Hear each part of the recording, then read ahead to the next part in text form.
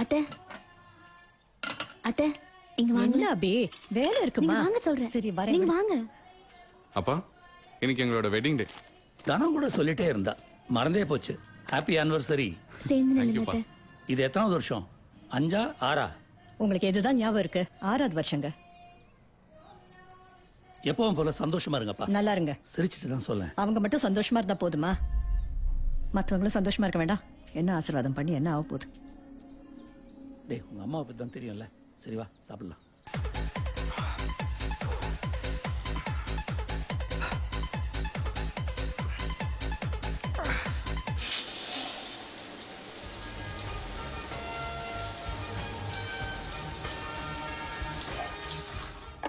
நானும் ஆசீர்வாதம் பண்ணிட்டு தான் இருக்கேன். இங்க இருக்கிற கபாலீஸ்வரர் கோயில்ல இருந்து காசி வரைக்கும் போயிட்டு வந்தாச்சு. அடுத்த வருஷமாவது 3 பேரா வந்து ஆசீர்வாதம் வாங்குற வழியை பாருங்க. அந்த 3வது மனுஷனும் வந்துட்டேன். இப்போ என்னன்றீங்க? எப்பவும் விளையாட்டு தானே உனக்கு? ஏய், by the way, many more happy returns of the day. Thank you. Congrats. Thanks வெற்றி. அப்புறம் இன்னைக்கு எங்க ட்ரீட்?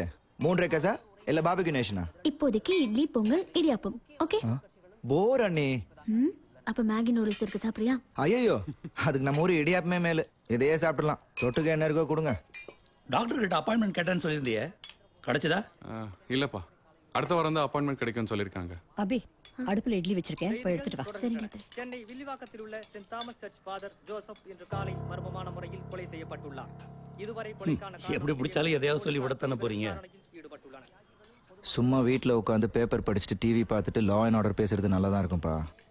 எங்களுக்கும் பிடிச்சவொன்னு போட்டு சொல்லணும் தான் ஆசை. ஆனால் அதுக்கு 1008 கேள்வி கேட்பானுங்க. அப்ப யாரும் கேள்வி கேட்காம அப்பவே சுட்டு தள்ளுற மாதிரி ஒரு கேஸ் எடு. இவனுக்கு நீ சப்போர்ட்டா? அண்ணி, நீங்க சொல்லுங்க, இந்த கேஸை எடுக்கட்டுமா வேணாமா? ஓ, அப்பாக்கு லாயர் போஸ்ட், அன்னைக்கு கமிஷனர் போஸ்ட். நல்லா இருக்குடா. இந்த பாரு, முதல்ல உங்க அண்ணிக்கு அம்மாங்கிற போஸ்ட் கிடைக்கட்டும், அது போதும். ஒரு பேரனோ பேத்தியோ பாத்துடலன்னா முடிய மாட்டேங்குது. சொன்னா மட்டும் கோவம் வருது.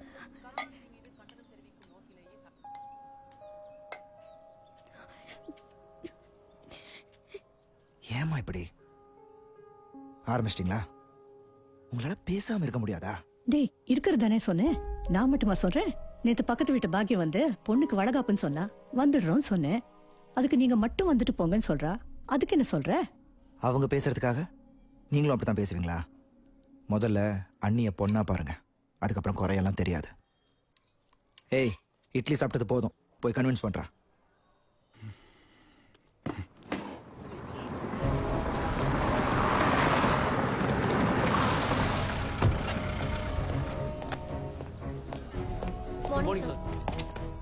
Morning sir. Good morning Vetrimaaran, உட்காருங்க. Thank you sir. சார், வந்தவொன்னே உங்களை மீட் பண்ண சொன்னாங்க. இன்னைக்கு மார்னிங் இம்பார்ட்டன்ட் விஐபி ஒருத்தர் வந்து பர்சனலாக கம்ப்ளைண்ட் கொடுத்துட்டு போயிருக்காரு.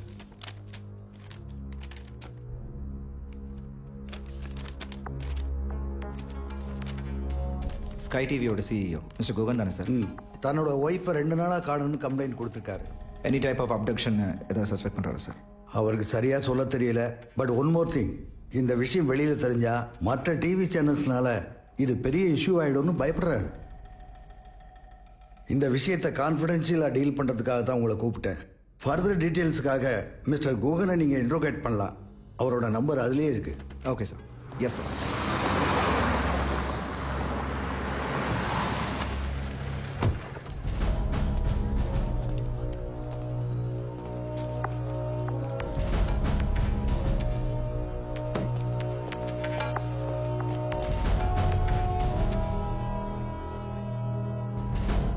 ஸோ உங்கள் வீட்டில் டிரைவர்ஸ், மெய்ட்ஸ் இவங்களில் யாராவது உங்கள் ஒய்ஃபை எப்போ கடைசியாக பார்த்ததா சொன்னாங்க? வெனஸ்டே ஈவினிங் தான்.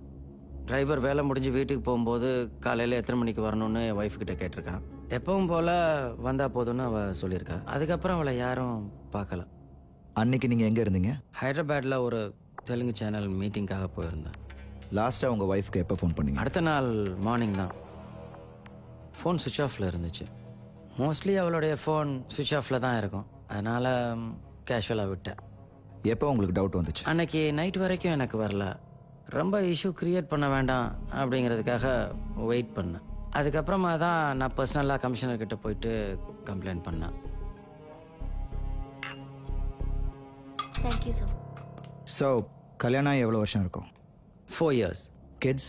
இது வரைக்கும் வேண்டான்னு தள்ளி போட்டிருந்தோம். Now we are in plan. உங்கள் ஒய்ஃபுக்குன்னு ஹாபீஸ், பர்சனல் ஆக்டிவிட்டீஸ் ஏதாவது இருக்கா? அவள் ஒரு பெரிய கிரிக்கெட் ஃபேனட்டிக். இந்தியா ஜெயிக்கணும்னா அவள் சர்ச்சுக்கு போய் ஸ்பெஷல் ப்ரேயர் கூட செய்வா. அவ்வளோ பைத்தியம். ஏன் உங்கள் ஒய்ஃப்க்கு அவ்வளோ கடவுள் நம்பிக்கையா? யா, சண்டே மிஸ் பண்ணாமல் சர்ச்சுக்கு போயிடுவா.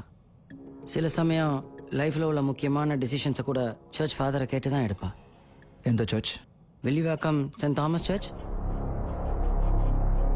அந்த சர்ச் ஃபாதர் ஜோசப் இறந்தது உங்களுக்கு தெரியுமா?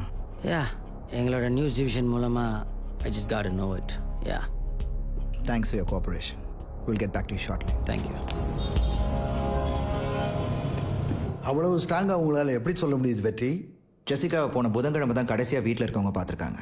சென்ட் தாமஸ் சர்ச் ஃபாதர் ஜோசஃபோட மர்டர் வியாழக்கிழமை நடந்திருக்கு. இதில் ஃபாதர் ஜோசப் இறந்தது பாவ மன்னிப்பு கூண்டுக்குள்ளன்றதுனால அன்னைக்கு காலையில் யாருக்கோ பாவ மன்னிப்பு கொடுத்துருக்காரு. அது ஏன் ஜெசிகாவை இருக்கக்கூடாதுன்னு தான் என்னோட அசம்ஷன். Good morning sir. வாங்க ஸ்ரீபன், உட்காருங்க. வெற்றி, எஸ் சார். ஃபாதரோட டெத் கேஸை இவர் தான் டீல் பண்ணிட்டு இருக்காரு. Hello sir. ஹலோ.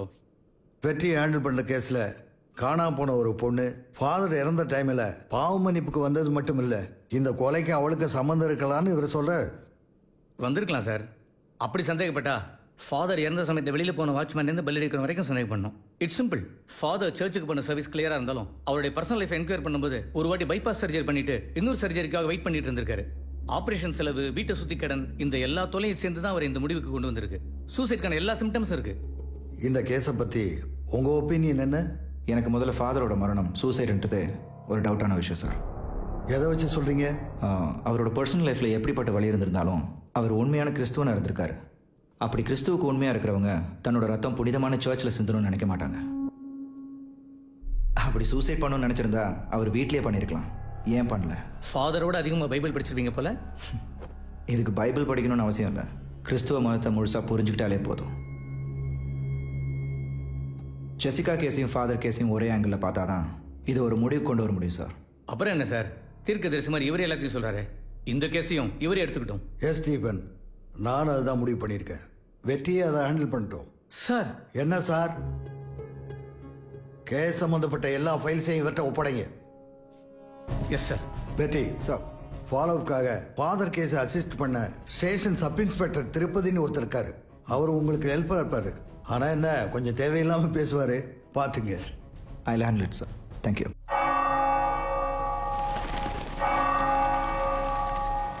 கேளுங்க தரப்படும், தட்டுங்க திறக்கப்படும், கேளுங்க இயேசு கேளுங்க.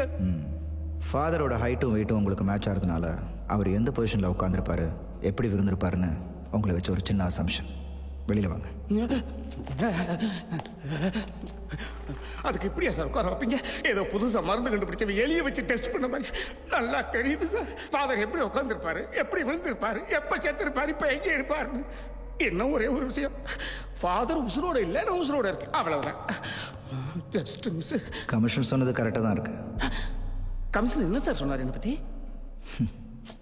சொன்னார். பிசி பானுமதி விஷயம் தெரிஞ்சிருக்கும். அங்கே நான் தனியாக தலை போனேன்.